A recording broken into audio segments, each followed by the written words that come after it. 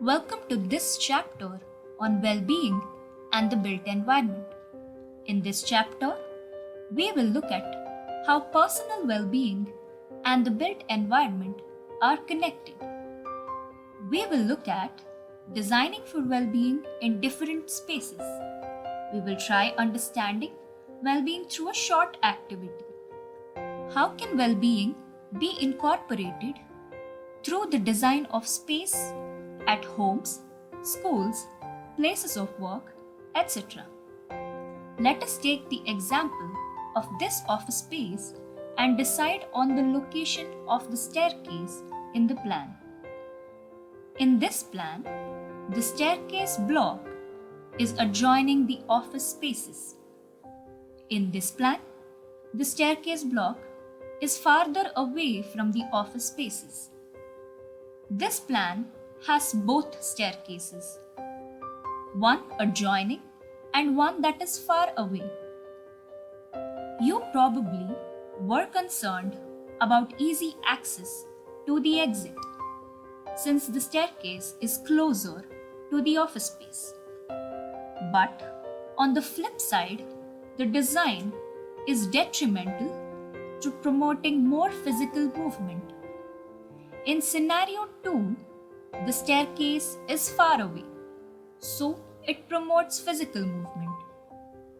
But on the contrary, it may be problematic for the elderly, pregnant women, and people with movement difficulties. It may also be a problem for fire access depending upon the distance. If you picked this scenario, you thought about the well-being for all. This case promotes physical movement and gives an option for closer access if necessary. Now, why will the users use the staircase that is farther away? You could incentivize them with views closer to natural greens or flank it near a large tree like the one shown in the plan. What better than greens to bring well-being? Now, let us zoom into the office, shall we?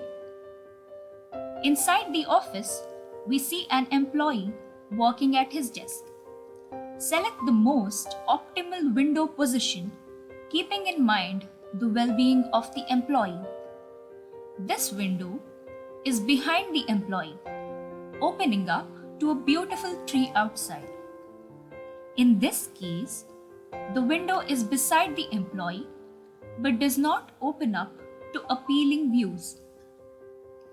You probably chose this because there is a tree outside and you wanted to open up a view towards it. However, this scenario is not the most optimum with respect to the position of the employee, since the light from the window would cause an unfavorable reflection on the computer screen.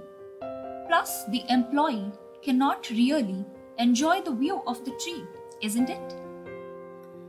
You probably chose this position of the window because you wanted the best possible light usage for the employee so as to avoid screen glare yet provide natural light to aid the working.